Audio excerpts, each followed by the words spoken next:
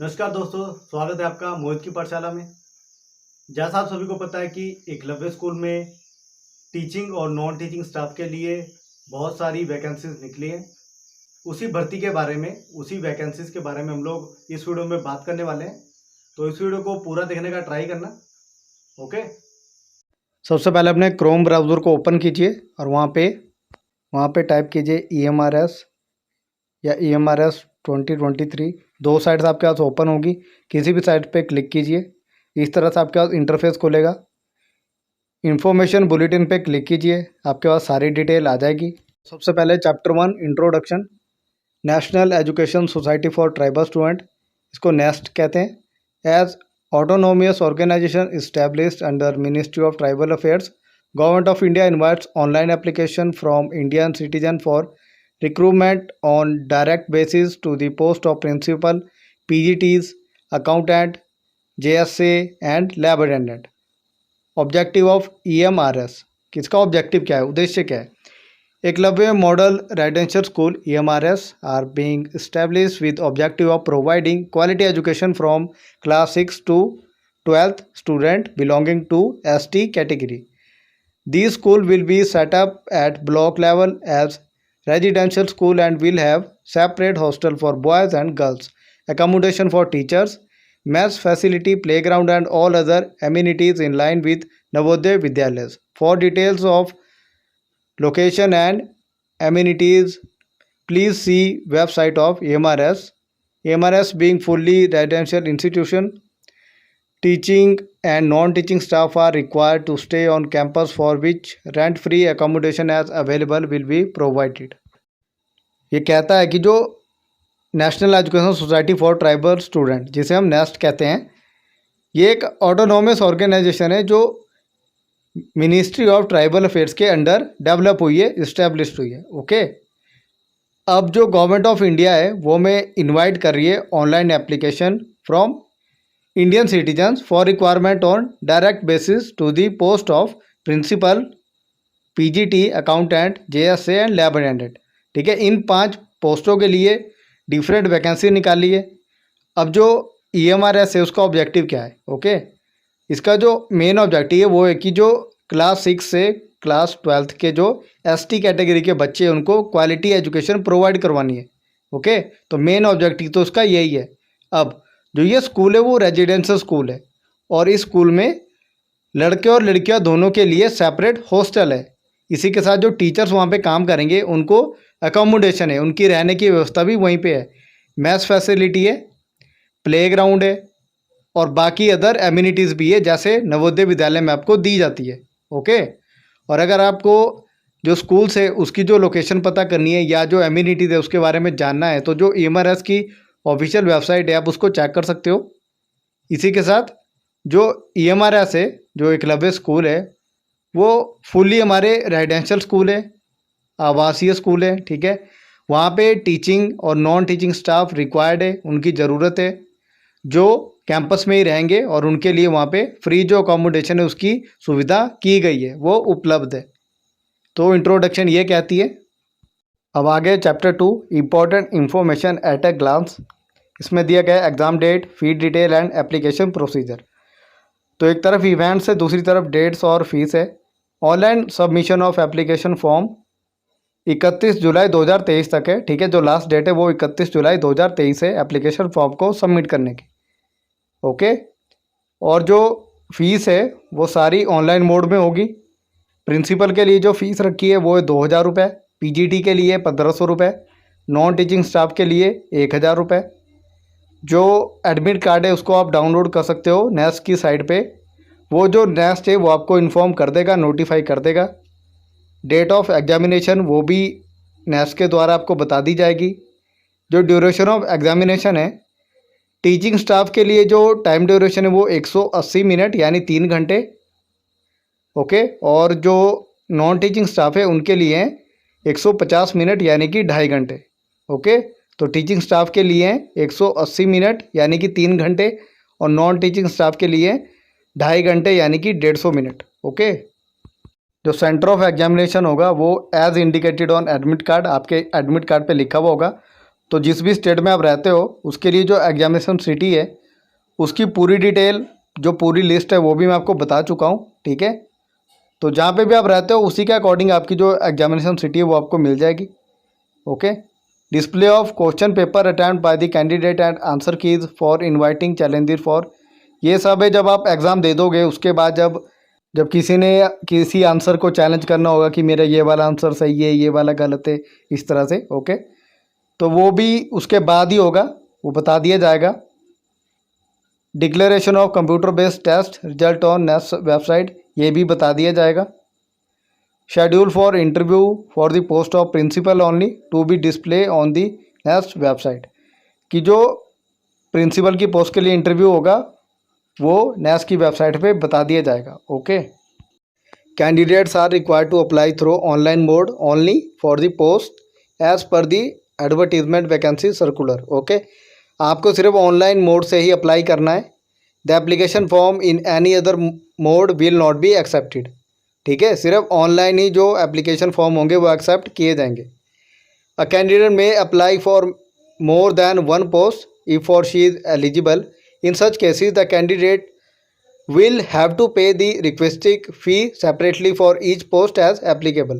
However, for PGT post, eligible candidate can apply for one per single subject only. Okay? अगर आप PGT की post के लिए apply कर रहे हो तो आप सिर्फ एक ही पोस्ट के लिए अप्लाई कर सकते हो, और अगर आप एक से ज़्यादा पोस्ट के लिए अप्लाई कर रहे हो, ठीक है, अगर आप एलिजिबल हो तो आपको उसके लिए अलग से पे करना पड़ेगा, जो अलग से उसकी फ़ी है वो भी देनी पड़ेगी, ओके। बट जो पीजीडी की पोस्ट है उसके लिए आप एक ही सब्जेक्ट के लिए अप्लाई कर सकते हो, ओके। ये बात को ध्यान में रखना। तो जो भी candidate SC category, ST category या पर्सन विद बीडी, ठीक है, PWD, person with disability category से है तो उनको कोई भी फीस देने की नीड नहीं है, ठीक है, उनसे कोई भी फीस नहीं ली जाएगी, okay. Candidates have to pay fees separately if he or she is applying for more than one post. तो जो भी कैंडिडेट है ही और शी, अगर वो एक से ज़्यादा पोस्ट के लिए अप्लाई कर रहे हैं तो उनको अलग से जो फीस है वो पे करनी पड़ेगी, okay. Candidate must read carefully the instruction content in the online application format slash vacancy circular information bulletin on the website for filling up the application form. Candidates not complying with the instruction will liable to be summarily disqualified, okay.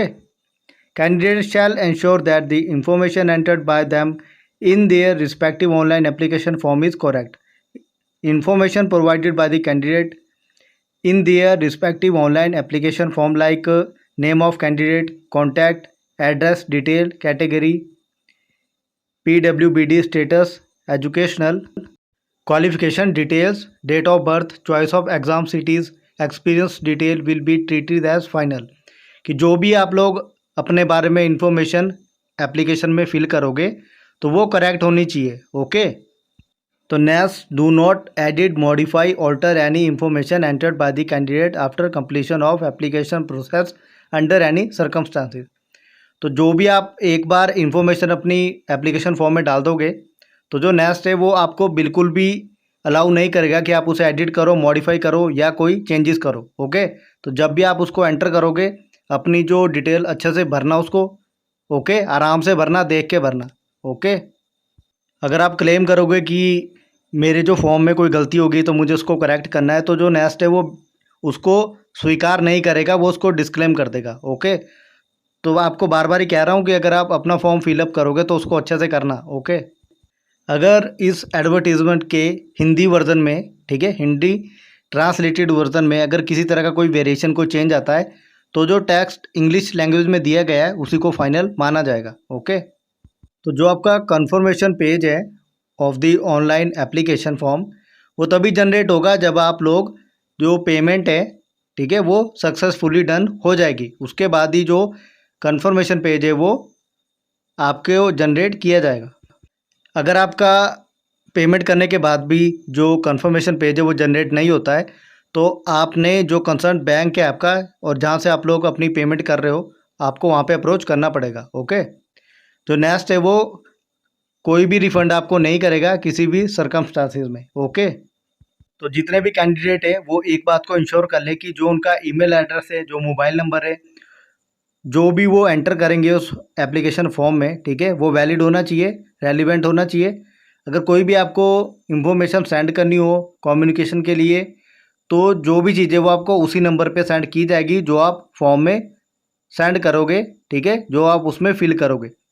और उसी email address पे आपको कोई भी notification आएगी जो आप application form में फिल करोगे। ओके, ठीक है। तो जो नेक्स्ट है वो किसी भी बात की जिम्मेवारी नहीं लेगा अगर आपको किसी तरह से भी नॉन कम्युनिकेशन या मिस कम्युनिकेशन होती है। ओके, तो जो ईमेल और आपका नंबर है उसको अच्छे से फिल करना। ओके, जो भी कैंडिडेट हैं उनको एग्जामिनेशन सेंटर पे अपने खर्चे पे आना होगा। ओके, और जो भी आपको डेट दी गई है, शिफ्ट है और जो भी टाइमिंग दी गई है जो आपके एडमिट कार्ड पे है उसके अकॉर्डिंग आपको आना पड़ेगा। Candidate are advise to visit the website and check their email regularly for latest update. तो जो जितने भी कैंडिडेट हैं जो भी अप्लाई कर रहे हैं, आपको जो ऑफिशियल वेबसाइट है उसको चेक करते रहना है और जो आपकी ईमेल है उसको डेली चेक करना है ताकि कोई भी जो लेटेस्ट अपडेट आए आपको पता लग जाए। Any candidate found to be misleading by providing in accurate information will be debarred from taking the recruitment examination. Okay, कि जो भी कोई इनकरेक्ट इन्फॉर्मेशन उसमें डालेगा, कोई मिसलीडिंग करेगा, तो उसका जो फॉर्म है वो रिजेक्ट कर दिया जाएगा। Okay, in case it is found that any time in future that the candidate has use uploaded the photograph signature certificate of someone else, ठीक है, उसने अपने एप्लीकेशन फॉर्म या एडमिट कार्ड में किसी और के जो साइन है, फोटोग्राफ है या सर्टिफिकेट यूज़ किए हैं, तो उसके खिलाफ जो नेसेसरी एक्शन है वो लिए जाएंगे। ओके, और उसकी जो एक्टिविटीज़ है उसको अनफेयर माना जाएगा और उसके खिलाफ बहुत सारी जो नेसेसरी एक्शन है वो लिए जाएंगे और उसका जो फॉर्म है वो तो रिजेक्ट हो ही जाएगा। ओके, जितने भी कैंडिडेट है वो एग्जामिनेशन सेंटर पे किसी भी तरह का instrument, geometry box, pencil box, hand bag, purse, any kind of paper, stationery, textual material, printed or written material, eatables and water, mobile phones, earphone, microphone, pager, calculator, documents, slide rules, log tables, camera, tape recorder, electronic watches with facilities of calculator, any metallic item, ठीक है, तो उनको साथ में ना लेके आएँ। Okay, अब है हमारे पास chapter 3 EMRS staff selection exam 2023। इसमें बताया गया है कि कौन कौन सी जो वैकेंसीज है और कितनी वैकेंसीज है। ओके, तो सबसे पहले प्रिंसिपल के लिए 303 वैकेंसीज है, PGT के लिए 2266 वैकेंसी है, अकाउंटेंट के लिए 361 वैकेंसी है, JSA जूनियर सेक्रेटरीट असिस्टेंट के लिए 759 वैकेंसीज है, लैब अटेंडेंट के लिए 373 वैकेंसीज है। तो कुल मिला के 4062 वैकेंसीज है जिसके लिए एग्ज़ाम लिया जाएगा। ओके, अब सभी की बात करते हैं। अब यहाँ प्रिंसिपल के लिए जो वैकेंसी है वो कैटेगरी वाइज दी गई है, किस कैटेगरी के लिए कितनी पोस्टें हैं। ओके, तो आप इस टेबल को देख पा रहे हो। ओके, तो प्रिंसिपल के लिए इतनी सारी पोस्टें हैं, टोटल 303 पोस्टें हैं। अब PGT के लिए वैकेंसीज, सबसे पहले इंग्लिश के लिए 246 वैकेंसीज है, हिंदी के लिए 200 वैकेंसीज है, मैथ्स के लिए 244 वैकेंसीज है, केमिस्ट्री के लिए 169 वैकेंसीज है, फिजिक्स के लिए 179 वैकेंसीज है, बायोलॉजी के लिए 236 वैकेंसीज है, हिस्ट्री के लिए 185 वैकेंसीज है, ज्योग्राफी के लिए 154 वैकेंसीज है, कॉमर्स के लिए 140 वैकेंसी है, इकोनॉमिक्स के लिए 161 वैकेंसी है, कंप्यूटर साइंस के लिए 172 वैकेंसी है। तो कुल मिला के PGT के लिए 2086 वैकेंसीज है। ओके, अब है हमारे पास नॉन टीचिंग पोस्ट, JSA के लिए 759 वैकेंसीज है, अकाउंटेंट के लिए 361 वैकेंसी है, लैब अटेंडेंट के लिए 373 वैकेंसीज है। तो कुल मिला के यहाँ पे 1493 वैकेंसीज है नॉन टीचिंग पोस्ट के लिए। ओके, और आगे को जो टेबल में दिखाया गया है कैटेगरीज वाइज किस कैटेगरी के लिए कितनी पोस्ट हैं। ओके, तो अपनी कैटेगरी के अकॉर्डिंग आप एप्लीकेशन फॉर्म फिल कर सकते हो और अप्लाई कर सकते हो। ओके, अब यहाँ पे दिया गया है OH का मतलब है ऑर्थोपेडिकली हैंडीकैप्ड, VI का विजुअली इम्पेयर्ड, HI का हियरिंग इम्पेयर्ड, इस तरह से जो ये एब्रीवेशन है वो दी गई है। अब बात करते हैं पे डिटेल एंड लेवल ऑफ पे। तो जो प्रिंसिपल के लिए जो पे लेवल है वो है लेवल 12 का, और जो सैलरी इसमें बताई गई है वो है 78,800 से लेके 2,92,100 रुपये, ठीक है। इसके बीच में जो प्रिंसिपल है उसको सैलरी दी जाएगी। अब पीजीटी के लिए बात करें तो पीजीटी के लिए लेवल 8 की सैलरी है 47,600 रुपये से लेके 1,51,100 रुपये। इसके बीच में जो पीजीटी उनको सैलरी दी जाएगी। अकाउंटेंट को लेवल 6 की सैलरी दी जाएगी 35,400 से लेके 1,12,400, इसके बीच में अकाउंटेंट को सैलरी दी जाएगी। जेएसए को लेवल 2 की सैलरी दी जाएगी 19,900 से लेके 63,200, इसके बीच में जो जेएसए उसको सैलरी दी जाएगी। लैब अटेंडेंट को लेवल 1 की सैलरी दी जाएगी 18,000 रुपये से लेके 56,900 रुपये के बीच में लैब अटेंडेंट को सैलरी दी जाएगी। ओके, आगे इसमें स्कीम ऑफ एग्जामिनेशन। तो जो मोड ऑफ एग्जामिनेशन है वो कंडक्ट किया जाएगा OMR based pen paper mode. Okay, choice of medium of question और exam paper, medium of examination will be in both Hindi और English. Further, for the post of PGT third language the medium of test for part 5 domain knowledge will be in concern third language. तो जो भी PGT third language के लिए apply कर रहे हैं उनका जो medium of test for part 5 होगा डोमेन नॉलेज के लिए, वो उसी लैंग्वेज में होगा जिसके लिए वो लोग अप्लाई कर रहे हैं। ओके, प्रिंसिपल की पोस्ट की बात करें तो जो प्रिंसिपल के लिए जो एग्ज़ाम लिया जाएगा, ठीक है, उसकी पोस्ट के लिए जो एग्ज़ाम लिया जाएगा वो ऑब्जेक्टिव टाइप होगा, ठीक है, 130 मार्क्स का होगा। और लैंग्वेज कॉम्पिटेंसी के 20 मार्क्स होंगे, ठीक है। पर्सनैलिटी टेस्ट और इंटरव्यू के 40 मार्क्स होंगे। ओके, ठीक है। अब बात करते हैं कि जो नंबर है, जो क्वेश्चन है वो किस तरह के आएंगे, मतलब जो मार्क्स डिस्ट्रीब्यूशन है वो किस तरह का है। ओके, तो उसको ध्यान से देखना है और चैनल को सब्सक्राइब कर दो। सबसे पहले हम बात करते हैं ड्यूरेशन ऑफ टेस्ट, ठीक है। तो ये 3 घंटे का एग्जाम में होगा, इसके बाद कोई भी एक्स्ट्रा टाइम नहीं दिया जाएगा। ओके, पार्ट 1 की बात करें तो इसमें रीजनिंग और न्यूमेरिकल एबिलिटी का होगा, 10 क्वेश्चन होंगे, 10 मार्क्स का होगा। सेकंड पार्ट में होगा जनरल अवेयरनेस, 20 क्वेश्चन होंगे, 20 मार्क्स मिलेंगे। पार्ट 3 में होगा language competency test, general English and general Hindi, 10 marks each subject, total होंगे 20 क्वेश्चन, 20 मार्क्स। पार्ट 4 में होगा academics and residential aspect, detail syllabus on the nets website. Okay, जिसके बारे में पहले आपको बता चुका हूँ, उसमें 50 क्वेश्चन आएंगे, 50 नंबर मिलेंगे। पार्ट 5 में होगा एडमिनिस्ट्रेशन एंड फाइनेंस, इसका जो डिटेल सिलेबस है उसके बारे में बता चुका हूँ। ओके, 50 क्वेश्चन आएंगे, 50 मार्क्स मिलेंगे, ठीक है। तो टोटल जो क्वेश्चन होंगे वो 150, तो 150 मार्क्स का पेपर होगा प्रिंसिपल की पोस्ट के लिए। ओके, अब है पीजीडी की पोस्ट के लिए, ठीक है। तो इसमें जो ऑब्जेक्टिव टाइप क्वेश्चन होंगे 130 मार्क्स एंड लैंग्वेज कॉम्पिटेंसी के 20 मार्क्स, ठीक है। पार्ट 1 में आएगा जनरल अवेयरनेस, 10 क्वेश्चन आएंगे, 10 मार्क्स मिलेंगे। पार्ट 2 में आएगा रीजनिंग एबिलिटी, 20 क्वेश्चन आएंगे, 20 मार्क्स मिलेंगे। पार्ट 3 में आएगा नॉलेज ऑफ आईसीटी, 10 क्वेश्चन होंगे, 10 मार्क्स मिलेंगे। पार्ट 4 में आएगा टीचिंग एप्टीट्यूड, 10 क्वेश्चन आएंगे, 10 नंबर मिलेंगे। और साइड में दिया है ड्यूरेशन ऑफ टेस्ट, तो ये भी 3 घंटे का होगा, 3 घंटे ज़्यादा टाइम नहीं दिया जाएगा। पार्ट 5 में होगा डोमेन नॉलेज, तो जो सब्जेक्ट है वो ऑफिशियल वेबसाइट पे आपको मिल जाएगा। Okay, experimental activity based pedagogy and case study based question और NEP 2020, तो इसमें 70 + 5 + 5 टोटल 80 क्वेश्चन आएंगे, तो 80 मार्क्स मिलेंगे। ओके, टोटल इसमें दिखाया गया है 130 क्वेश्चन, 130 मार्क्स। पार्ट 6 में इसमें दिखाया गया है language competency test, general English and general Hindi, 10 marks each subject, मतलब 20 क्वेश्चन आएंगे और 20 नंबर होंगे। इसमें बताया गया है this part is qualifying in nature only with minimum 40%। Okay, part 1 to 5 of the candidate will not be evaluated if he or she fails to attend qualify marks in part 6। अगर कोई भी candidate he or she जो part 6 है उसको qualify marks लेने में fail हो जाता है, तो उसके जो पार्ट 1 से लेके पार्ट 5 तक उसके जो क्वेश्चन है वो इवेल्युएट नहीं किए जाएंगे, उसको उसके मार्क्स नहीं दिए जाएंगे। ओके, तो जितने भी पीजीटी हैं उन सभी के लिए part 1, part 4 and part 6 common होगा, सिर्फ पार्ट 5 चेंज होगा, जो उनका सब्जेक्ट है उसके अकॉर्डिंग होगा। ओके। अब नेक्स्ट हमारे पास अकाउंटेंट के लिए ऑब्जेक्टिव टाइप 130 मार्क्स होंगे। पार्ट 1 में आएगा रीजनिंग एबिलिटी, 20 क्वेश्चन आएंगे, 20 नंबर मिलेंगे। पार्ट 2 में आएगा क्वांटिटेटिव एप्टीट्यूड, 30 क्वेश्चन आएंगे, 30 मार्क्स मिलेंगे। पार्ट 3 में आएगा language competency test, general English and general Hindi, okay, दोनों से 10 मार्क्स मिलेंगे, मतलब 20 क्वेश्चन होंगे, 20 मार्क्स मिलेंगे।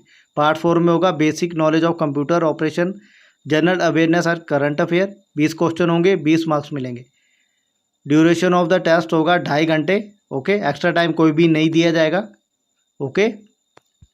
पार्ट 5 में हमारे पास है subject knowledge, accountancy, annual, taxation, accounts, budgeting, auditing, financial management, GMM, 40 question आएंगे, 40 मार्क्स मिलेंगे। टोटल 130 क्वेश्चन होंगे, 130 मार्क्स मिलेंगे, ओके। तो यही था हमारे अकाउंटेंट की पोस्ट के लिए। नेक्स्ट है हमारे पास जेएसए की पोस्ट के लिए ऑब्जेक्टिव टाइप क्वेश्चन होंगे 130 मार्क्स के। पार्ट 1 में होगा रीजनिंग एबिलिटी, 20 क्वेश्चन आएंगे, 20 नंबर मिलेंगे। पार्ट 2 में आएगा क्वांटिटेटिव एप्टीट्यूड, 20 क्वेश्चन आएंगे, 20 मार्क्स मिलेंगे। पार्ट 3 में आएगा जनरल अवेयरनेस, 30 क्वेश्चन आएंगे, 30 मार्क्स मिलेंगे। पार्ट 4 में आएगा language competency test, general English और जनरल हिंदी, ठीक है, 15 मार्क्स ईच सब्जेक्ट, मतलब 30 क्वेश्चन आएंगे, 30 नंबर मिलेंगे। पार्ट 5 में आएगा basic knowledge of computer operation, 30 question आएंगे, 30 मार्क्स मिलेंगे। Total 130 question, 130 marks. तो जो ड्यूरेशन होगा टेस्ट का वो होगा 2.5 घंटे, इससे कोई भी एक्स्ट्रा टाइम नहीं दिया जाएगा। स्टेज 2 में टाइपिंग टेस्ट होगा, ठीक है, will be assessed on PC, personal computer पे होगा। 50 marks, passing marks shall be 20, okay, 50 marks का होगा, पासिंग मार्क्स 20 होंगे। This part shall be qualifying in nature, candidate based on the merit shall be called for stage 2। Type writing test in the ratio 1:3, okay. और last है हमारे पास lab attendant, इसमें 120 marks का जो test होगा। Part 1 में आएगा रीजनिंग एबिलिटी, 15 क्वेश्चन आएंगे, 15 नंबर मिलेंगे। पार्ट 2 में आएगा जनरल अवेयरनेस, 15 क्वेश्चन आएंगे, 15 नंबर मिलेंगे। पार्ट 3 में आएगा language competency test, general English और जनरल हिंदी, 15 मार्क्स ये सब्जेक्ट, मतलब 30 क्वेश्चन आएंगे, 30 नंबर मिलेंगे। पार्ट 4 में मिलेगा सब्जेक्ट स्पेसिफिक नॉलेज, 60 क्वेश्चन आएंगे, 60 नंबर मिलेंगे। टोटल होगा 120 मार्क्स, 120 क्वेश्चन। तो जो ड्यूरेशन होगा टेस्ट का वो 2.5 घंटे का होगा, ठीक है, एक्स्ट्रा टाइम कोई भी नहीं दिया जाएगा, ओके। अब बात करते हैं मार्किंग स्कीम, ओके। तो 1 mark shall be awarded to every correct answer, कि एक सही आंसर के लिए 1 नंबर मिलेगा। And 0.25 shall be deducted for every incorrect answer, 0.25 जो आपका मार्क है वो कटेगा, जो आपका नंबर है वो कटेगा हर गलत जवाब के लिए, ओके। तो मीन्स नेगेटिव मार्किंग भी होगी। तो इसको अगर हम कैलकुलेट करें तो अगर आपके 4 क्वेश्चन गलत होंगे तो आपका 1 नंबर कटेगा, ओके। और जिन आंसर को आपने अटैम्प्ट नहीं किया है, जो अनआंसर्ड है, उनका आपको कोई भी नंबर नहीं मिलेगा, ओके। अब आगे इसमें दिया देखो, important note for multiple choice question, to answer a question the candidates needs to mark only one option on the OMR sheet corresponding to the correct answer, कि जो भी आपको सही लगता है उस ऑप्शन को आपने करेक्ट करना है, उसी को ही टिक करना है OMR शीट पे, okay. However, if during the process of scanning of OMR sheets, more than one option is found marked by the candidate against the question, it will not be assessed, okay? अगर किसी candidate ने एक ही question के 2 जो option है उसको टिक किया है, उसको मार्क किया है, तो उसको उसका कोई भी जो मार्क है, कोई भी नंबर उसका नहीं मिलेगा, okay. Further, if any miss printing और ambiguity in any of the question is noticed by the subject expert at the time of verification of challenges of answer keys after conduct of examination, a policy decision will be taken as per the recommendation of subject expert। अगर कोई misprint होता है या कोई गलती उसमें होती है तो जो इनकी कमेटी होती है जो एग्ज़ाम चेक करती है वो उस पर डिसीजन लेगी कि इसका उनको एक्स्ट्रा मार्क्स मिलेगा या नहीं मिलेगा, ओके। अब नेक्स्ट है इसमें सिलेबस फॉर एग्जामिनेशन। तो जो सिलेबस है उसकी मैं एक वीडियो बना चुका हूँ, बिल्कुल डिटेल वीडियो, जो भी पोस्टें निकली है, जो भी वैकेंसी निकली है, उनके लिए क्या सिलेबस EMRS ने रखा है, वो सारा मैंने आपको बता दिया है। अगर आप इसको चेक करना चाहते हो आप यहाँ पे ऑफिशियल वेबसाइट पे भी चेक कर सकते हो। ओके, हमारे पास chapter 4 eligibility criteria and qualification, इसके ऊपर मैं पहले भी एक वीडियो बना चुका हूँ, तो इस वीडियो में हम ज़्यादा डिटेल में नहीं जाएंगे, सिर्फ जो इम्पोर्टेंट चीज़ें उसी के बारे में बात करेंगे। जैसे जो एज है, जो EMRS में काम करने वाले एम्प्लॉयज़ हैं उनके लिए 55 साल तक जो एज है वो हो सकती है, और जो एज में रिलैक्सेशन है वो SC ST OBC, ठीक है, वो जो कैटेगरी में आने वाले जितने भी कैंडिडेट हैं उन सभी को गवर्नमेंट ऑफ इंडिया के रूल्स के अकॉर्डिंग दी जाएगी। ओके, और PGD के लिए आपकी जो एज है वो 40 साल से ज़्यादा नहीं होनी चाहिए। ओके, ठीक है, इसके ऊपर मैं पहले भी वीडियो बना चुका हूँ। ओके, और इसी वीडियो में हम लोग इसको आगे भी डिस्कस करने वाले हैं। ओके, PGD कंप्यूटर साइंस के लिए भी सेम है कि आपकी जो एज है वो 40 साल से ज़्यादा नहीं होनी चाहिए। एज में जो छूट है वो आपको तभी दी जाएगी अगर आप SC ST OBC या किसी अदर कैटेगरी से हो, तो गवर्नमेंट ऑफ इंडिया के रूल्स के अकॉर्डिंग आपको एज में रिलैक्सेशन दी जाएगी। और जो EMRS के एम्प्लॉयज़ हैं उनको 55 साल तक जो उनकी एज है वो हो सकती है। ओके, अकाउंटेंट की जो पोस्ट है, जो वैकेंसी है, उसके लिए जो आपकी एज है वो 30 साल से ज़्यादा नहीं होनी चाहिए, और एज में रिलैक्सेशन आपको SC ST OBC और अदर कैटेगरी को गवर्नमेंट ऑफ इंडिया के रूल्स के अकॉर्डिंग दी जाएगी। ओके, और जो EMRS के एम्प्लॉयज़ हैं उनकी जो एज है वो 55 साल तक हो सकती है। ओके, JSA के लिए भी सेम है, 30 साल से ज़्यादा आपकी एज नहीं होनी चाहिए। एज रिलैक्सेशन आपको तब मिलेगी अगर आप SC ST OBC या किसी अदर कैटेगरी से बिलोंग करते हो, तो गवर्नमेंट ऑफ इंडिया के रूल्स के अकॉर्डिंग आपको एज में छूट दी जाएगी। और अगर आप EMRS के एम्प्लॉई हैं तो आपकी जो एज है वो 55 साल तक हो सकती है। ओके, लैब अटेंडेंट के लिए भी सेम ही है, 30 साल तक आपकी एज होनी चाहिए। एज में रिलैक्सेशन SC ST OBC और अदर कैटेगरीज को गवर्नमेंट ऑफ इंडिया के रूल्स के अकॉर्डिंग दी जाएगी। अगर आप EMRS के एम्प्लॉय हो तो आपकी एज 55 साल तक हो सकती है। ओके, तो जो एजुकेशन क्वालिफ़िकेशन है उसके बारे में भी पहले बता चुका हूँ। ओके, तो इस वाली वीडियो में मैं ज़्यादा डिटेल में नहीं बता रहा हूँ। ओके, तो आप मेरी जो पहले वाली वीडियो उसको भी चेक कर सकते हो, वहाँ पे मैंने डिटेल में बताया है जो इसके लिए क्वालिफ़िकेशन चाहिए। ओके, यहाँ पे कुछ रूल्स दिए गए हैं। Okay, those applying in response to ESSC 2023 advertisement should satisfy themselves regarding their eligibility for the post apply for, कि जो भी अप्लाई कर रहे हैं, ठीक है, उनकी जो एलिजिबिलिटी है वो पोस्ट के अकॉर्डिंग होनी चाहिए। दूसरा है, since individual scrutiny of very large number of application may not be feasible, the consideration of application at the time of written OMR based test will be provisional only. Verification of document shall be carried out by NEST before appointment. Appointment देने से पहले जो nest है वो आपके जो document है उसको वेरीफाई करेगा। Okay, the candidate must have certificate of minimum required qualification at the time of submission of application.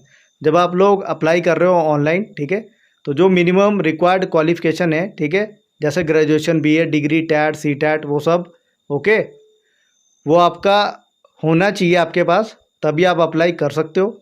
Eight any stage of requirement process including after recruitment of joining, if any of the following is detected, the said applicant will be liable to be removed, disqualified, prosecuted and debarred for all appointment in EMRS, NEST and her or his application appointment will be rejected forthwith if the applicant। यहाँ पे 7-8 points बताए गए हैं, अगर इनमें से जो candidate है वो कुछ भी उसके द्वारा किया जाता है तो उसका जो एप्लीकेशन है वो रिजेक्ट कर दिया जाएगा। Okay, has provided wrong information और सबमिटेड फॉल्स डॉक्यूमेंट, अगर किसी ने फेक डॉक्यूमेंट दिए या कोई गलत इन्फॉर्मेशन दी है तो उसका जो फॉर्म है, एप्लीकेशन है, वो रिजेक्ट कर दी जाएगी। Has suppress relevant information, okay, जो रेलिवेंट इंफॉर्मेशन है वो नहीं दी है अगर, तो भी उसका जो फॉर्म है वो रिजेक्ट कर दिया जाएगा। अगर कोई कैंडिडेट चीटिंग करता है तो भी उसका फॉर्म रिजेक्ट कर दिया जाएगा। गिल्टी फाउंड हुआ तो भी उसका फॉर्म रिजेक्ट कर दिया जाएगा। हैज़ क्रिएटेड डिस्टर्बेंस, ठीक है, तो भी उसका जो फॉर्म है वो रिजेक्ट कर दिया जाएगा। किसी भी तरह की नॉन ह्यूमन या इररेलेवेंट फोटोग्राफ डालता है तो भी फॉर्म रिजेक्ट हो जाएगा। अब हम लोग बात करते हैं एज रिलैक्सेशन, कि एज में आपको कितनी छूट मिलेगी।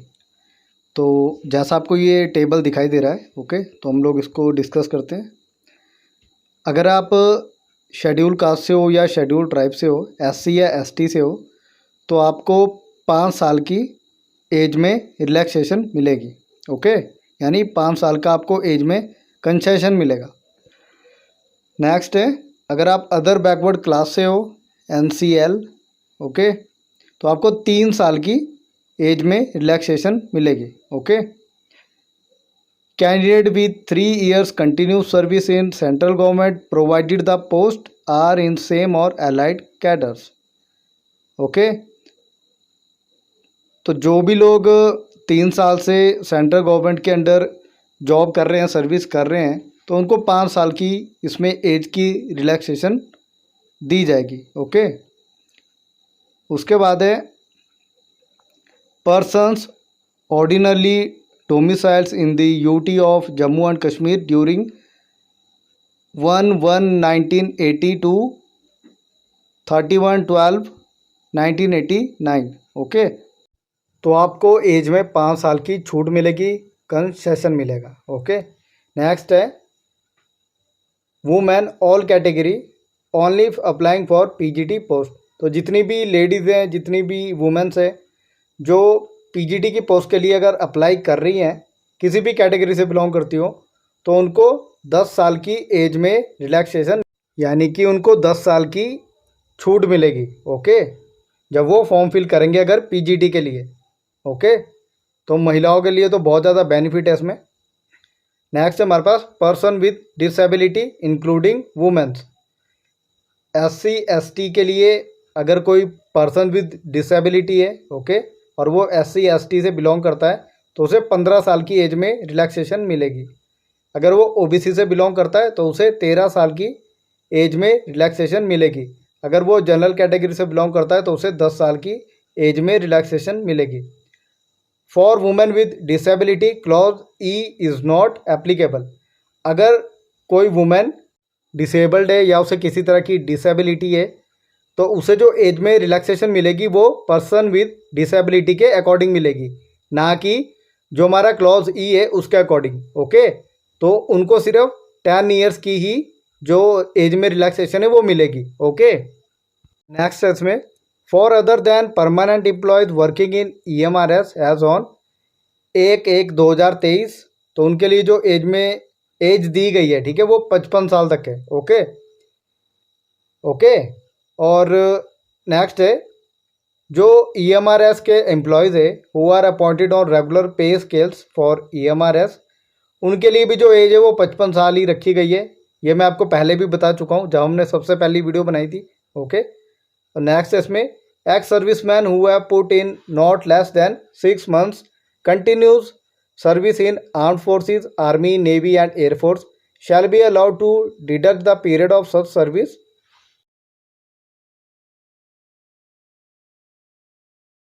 from his and her actual age, and if the resultant age does not exceed maximum age limit prescribed for the post by more than 3 years, he and she shall be deemed to satisfy the condition regarding age limit, okay.